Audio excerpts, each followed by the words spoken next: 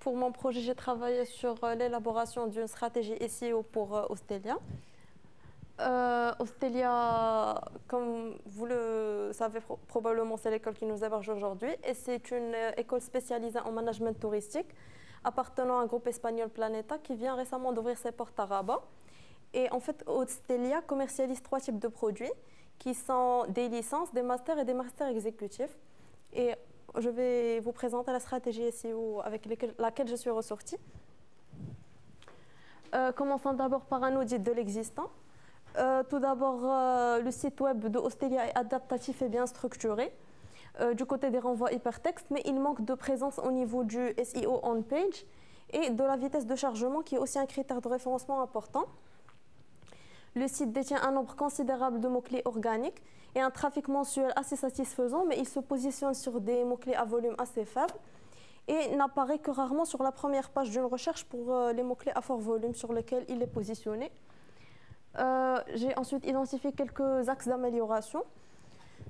Tout d'abord, il faudra réorganiser le site en thématiques selon le Topic Driven Model de référencement sur lequel je vais m'arrêter plus tard. Revoir la stratégie de mots-clés, élaborer un sitemap, augmenter la présence de texte sur les pages, inclure des microdata qui sont des informations qui sont entrées dans le code et qui expliquent à Google le contenu du site, faire du browser caching et optimiser le code pour augmenter la vitesse de chargement, ajouter du alternative texte aux images pour qu'elles soient référencées aussi, changer les tags, les titres et les métadescriptions qui sont dupliqués parce qu'il y en a certains qui sont dupliqués, adapter les URL aux référencements qui sont parfois trop courtes ou trop longues ou inadaptées. Et finalement, revoir la structure des titres parce que beaucoup de pages sont sans titre H1, ce qui fait que Google ne reconnaît pas la thématique principale. Passons ensuite aux objectifs de la stratégie. Donc, l'objectif sera principalement de garantir la visibilité d'Ostelia sur les moteurs de recherche, mais également de faire remonter le site dans les résultats de recherche, surtout pour les clients qui sont en phase de considération dans leur recherche de formation. Par rapport aux objectifs quantitatifs, il espérait atteindre un score SEO on-page, un score de vitesse de la page de 90%, qui est actuellement à 60%. Un nombre de mots-clés organiques de 500, un trafic organique mensuel de 200, des liens retour externes de 120, un nombre, et d'apparaître parmi les 6 premiers résultats, c'est-à-dire la première page pour 10 mots-clés principaux au moins. Réduire la durée de chargement du mobile de 8 à 3 secondes, la génération de leads organiques 35 par mois et un taux de conversion organique de 4%. Ensuite, le buyer persona. En fait, j'ai élaboré 2 buyer persona. Voilà le premier c'est un persona qui sera intéressé par la formation licence d'abord. C'est un persona post-bac de CSP B+, A+, ou A+, des parents fonctionnaires, profession libérale, cadre et profession intellectuelle, etc. Situation célibataire, mais ça dépend. Les données démographiques, c'est une fille ou un garçon, généralement entre 17 et 19 ans. Le revenu annuel des parents de 450 000 ou plus, de nationalité marocaine et principalement dans les régions de Rabat Kenitra. En matière de comportement et de préférence de communication, il y a ici, en matière de communication, c'est principalement les réseaux sociaux, Instagram et YouTube, parfois Snapchat aussi, Facebook aussi. Les applications mobiles, plusieurs applications, principalement les réseaux sociaux et des applications comme Musical.ly, TikTok, Spotify, Carem, etc. Les comportements, c'est des personnalités actives, extraverties, ambitieux, moyennement sérieux, dynamiques, impulsifs, etc. Et les sites web fréquentés, c'est principalement Wikipédia, les médias sociaux, Netflix, les sites de streaming, les sites de vente en ligne, etc. C'est une personne qui cherche à se construire une carrière solide et à trouver une formation. Et comme objectif principal, mais aussi à vivre pleinement ses années universitaires et avoir une dernière chance. Les défis, c'est principalement obtenir un diplôme. C'est quelqu'un qui est un peu perdu parce que généralement les écoles privées, ce n'est pas des écoles qu'on prend en premier choix. Donc, c'est surtout des personnes qui sont perdues et qui ont un peu peur et qui veulent vraiment, qui voient l'école comme une dernière chance pour avoir une formation. Par rapport aux défis, il y a les défis de l'étudiant qui est d'obtenir son diplôme et ensuite d'accéder au marché du travail, et le défi des parents qui est que leur enfant puisse être autonome et se prendre en charge soi-même. Ce que nous pouvons faire pour atteindre le persona, c'est l'écouter, l'orienter, l'accompagner tout au long de son cursus universitaire, lui assurer une atmosphère alliant études et vie universitaire épanouie, organiser différentes activités ludiques, apprendre à être autonome et du développement personnel, etc. Les citations réelles, on retrouve par exemple des citations comme « Le secteur de l'hôtellerie m'attire beaucoup, je voudrais devenir plus sérieux ou sérieuse. J'espère pouvoir mieux équilibrer entre études et sorties. J'aimerais devenir manager. Je rêve d'être directrice d'un grand hôtel, etc. » Les objections fréquentes, c'est surtout par rapport au prix, au fait que si on suit une formation en hôtellerie, on pourrait peut-être pas switcher vers d'autres secteurs si on change d'avis. À l'idée que le public est mieux que le privé, qui est une idée assez fréquente chez plusieurs personnes ici au Maroc. Et par exemple des personnes qui ne sont pas attirées par le secteur, ou pour les parents qui ne veulent pas que leurs enfants fassent du tourisme. Pour le message marketing et l'argumentaire, on pourra communiquer principalement sur le fait que le secteur du tourisme est en plein développement et sur les efforts du Maroc pour développer ce secteur, notamment la vision 2020 et 2030 prochainement. Que l'école appartient à un grand groupe reconnu mondialement et expérimenté dans le secteur de l'éducation, qu'elle se focalise sur le développement personnel, qu'elle offre des conditions propices aux études, qu'elle a un BDE actif pour répondre aux besoins de vie universitaire active, et qu'il y a plein d'emplois qui se créent annuellement dans le secteur du tourisme. Maintenant, le deuxième persona qui est un persona... le deuxième persona, c'est le persona qui est ciblé par les masters exécutifs. On a pris par exemple, j'ai pris l'exemple d'un propriétaire de restaurant, un jeune entrepreneur qui veut développer son business. Il est diplômé avec un master en marketing et vente, il est en couple, c'est SPB+A+. C'est des hommes et des femmes généralement plus de 28 ans, d'un revenu annuel de 300 000 et plus, nationalité marocaine, et c'est des personnes qui se trouvent dans les principales villes touristiques du Maroc particulièrement. Pour son comportement, c'est quelqu'un de très présent sur Instagram, Facebook et YouTube principalement. C'est quelqu'un d'ambitieux, rigoureux, actif, rêveur, altruiste, etc. Pour les journaux électroniques qu'il consulte, il consulte plusieurs journaux comme Express, L'Économiste, La Vie Éco, Les Échos.ma, etc. Les sites web, c'est surtout les sites de vente en ligne comme Jumia, Avito, eBay, et les sites TripAdvisor, Booking, les sites de tourisme, les sites de jeunes entrepreneurs, etc. Pour ces objectifs, il souhaite développer son business et ensuite augmenter son chiffre d'affaires. Pour ces défis, il cherche principalement à trouver de nouveaux moyens pour développer son business qui est en stagnation. Et également plusieurs petits objectifs comme assurer un remplissage à plein temps dans son restaurant, gérer sa présence digitale, fidéliser ses clients, etc. Ce que nous pouvons faire, c'est l'écouter, l'accompagner tout au long de sa formation, lui offrir une formation compatible à ses besoins, qui a forte valeur ajoutée et qu'il pourra rentabiliser plus tard facilement. Pour les citations réelles, je vais développer mon business, je veux trouver de nouveaux moyens d'attirer les clients, je rêve que mon restaurant devienne une franchise. Je veux avoir des critiques positives sur mon restaurant. En gros, c'est des citations relatives à ses objectifs par rapport à son business. Les objections, c'est surtout en question par rapport au prix et au fait de rentabiliser facilement son investissement. Le fait de ne pas avoir beaucoup de temps par rapport, pour équilibrer entre travail et formation. Et aussi des personnes qui ont des doutes sur la qualité de formation.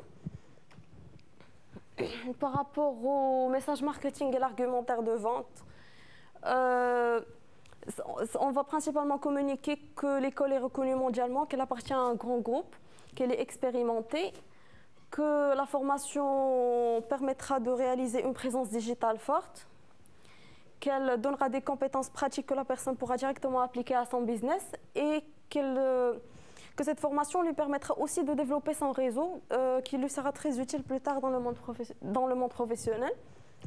Pour la transformation,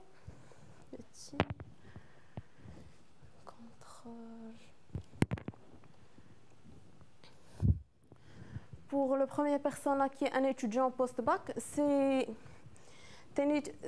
un étudiant qui, avant, il n'avait pas de qualification spécifique, qui n'était pas sûr de soi et non qualifié, qui faisait des travaux. Ici, j'ai plutôt comparé avec sans diplôme et avec diplôme, qui pourrait faire des travaux laborieux pour un salaire mineur, qui est mal payé, qui est enfermé dans un cycle de travail sommet pour survivre, et qui, après avoir suivi la formation, il aura un diplôme reconnu, sera confiant, sûr et compétent, sûr de lui et compétent. Il va travailler dans une situation stable et confortable, bien payée, et maître de son destin et de sa carrière. Ensuite, pour le persona master exécutif, c'est une personne qui avant avait un projet qui stagne, qui était ennuyé de sa routine, qui vivait dans des conditions moyennes, propriétaire d'un petit projet, et ne récolte pas de son projet ce qu'il aurait souhaité, que ce n'est pas à la hauteur de ses ambitions. Et après, ce sera une personne qui a un projet en développement constant, qui est stimulé par de nouveaux challenges, qui vit une vie de luxe, qui est directeur d'une grande entreprise et qui réalise finalement ses rêves.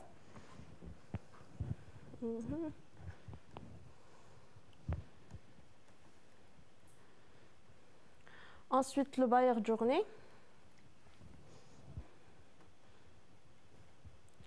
Ici également, c'est pour les deux personas.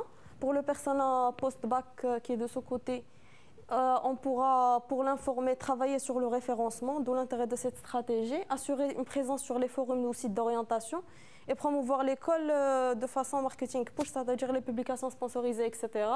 Pour l'engager, il faut une présence sur les réseaux sociaux. Pour l'abonner, il faut mettre en place des formulaires et landing page pour récolter ces informations et une newsletter à forte valeur ajoutée. Pour le convertir, mettre en avant la préinscription sur le site web. Pour le motiver, faire des relances pour les inscrire au concours au cas où il change d'avis et envoyer du contenu à haute valeur ajoutée, par exemple préparation du bac. Il pourra prendre une licence, un master, puis un master exécutif. Pour la recommandation, l'inviter à laisser des avis et faire des témoignages vidéo success stories. Pour la promotion, il faut donner l'occasion à l'étudiant de participer au forum et répondre à ses interactions sur les réseaux sociaux pour maintenir la relation. Ensuite, pour le master exécutif, il faudra, comme pour le premier persona, travailler le SEO, promouvoir l'école, travailler sa visibilité sur les réseaux digitaux d'entrepreneurs et travailler sur ses relations presse. Pour l'engager, c'est un peu les mêmes choses, sauf que les articles seront axés type besoin-solution. Quand il cherche un besoin, il trouve la formation. Pour l'abonner également, ce sera comme l'autre persona. Pour le convertir également. Pour le motiver aussi, envoyer des contenus à valeur ajoutée, par exemple un guide de l'auto-entrepreneur ou quelque chose du genre. Pour ce qu'il pourra acheter un master exécutif, et si jamais c'est quelqu'un qui présente le besoin, peut-être un deuxième et même un troisième. Pour la recommandation, inviter à recommander et mettre des études de cas success stories et témoignages. Et pour la promotion, répondre à ces interactions et faire des collaborations B2B si possible avec l'école. Maintenant,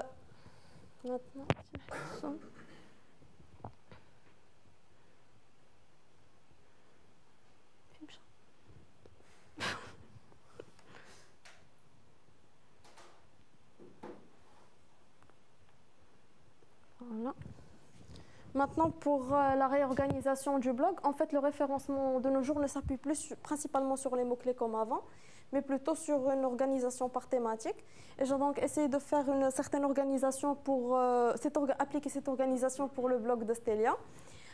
Ici, j'ai retenu 4 thématiques principales étant des pillar pages.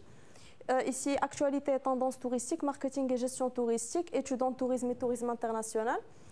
Et à ces pages-là seront reliés tous les autres sujets du même thème. Ici, par exemple, j'ai essayé de rassembler les autres catégories présentes dans le blog qui sont reliées à chaque thème. Maintenant, la stratégie de mots-clés.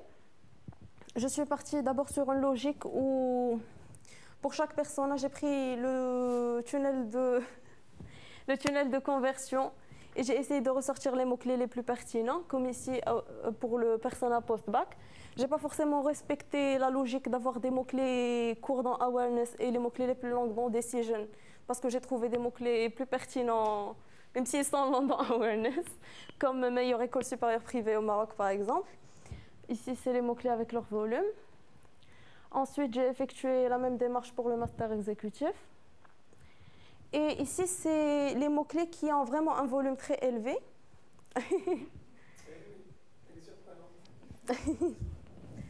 Les mots-clés qui ont vraiment un volume très élevé, c'est-à-dire un volume de plus de 1000 pour chaque persona et chaque stage du buyer journey.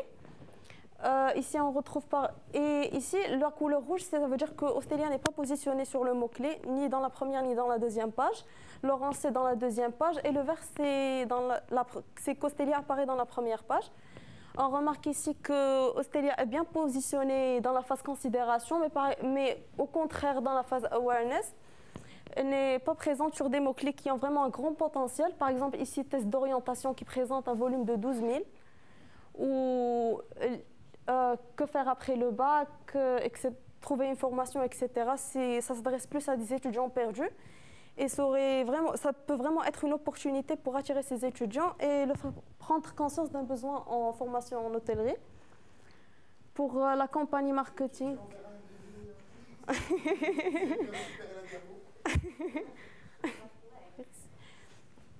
Pour la campagne marketing, l'objectif c'est avoir de la visibilité sur les moteurs de recherche. La source de trafic c'est le paid search, le référencement payant. Les résultats escomptés, c'est un trafic mensuel de 250, un temps moyen sur la page minimum de 5 minutes et un nombre moyen de pages visitées de 2 ou 3. Les mots-clés à acheter, ce sont les mots-clés cités précédemment sur lesquels Ostelia n'est pas présente. Les critères de ciblage retenus pour le search, ce sera principalement la zone géographique Rabat Salé et Kenitra. Les langues français et arabe, les données démographiques femmes-hommes. En fait, c'est plus entre 18 et 35 ans pour cibler aussi les masters exécutifs, sans enfants ou avec enfants. Et audience sur le marché qui cherchent actuellement des formations d'enseignement ou des personnes qui ont déjà interagi avec l'entreprise sur lesquelles on pourra insister. Les KPI retenus, c'est... Pour la campagne payante, ce sera le trafic mensuel, taux de conversion, temps moyen passé sur la page, taux de rebond, nombre d'impressions, taux de clics et nombre de leads. Et pour la stratégie globale, qui est le référencement organique, ce sera trafic organique mensuel également, taux de conversion organique, nombre de leads organiques, nombre de mots-clés organiques, position des mots-clés principaux, taux de rebond et temps moyen passé sur la page. Et pour finir la carte de scoring, ce sera principalement les impressions. Pour faire connaître, puisque c'est le but à travers ces stratégies d'SEO, ce sera principalement les impressions, la notoriété et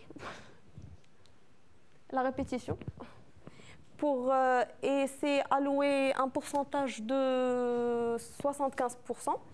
Et pour faire aimer, c'est un pourcentage de 25%. Ce sera principalement reposé sur le taux de clic et le temps passé sur la page et mesuré par du CPC. Et merci.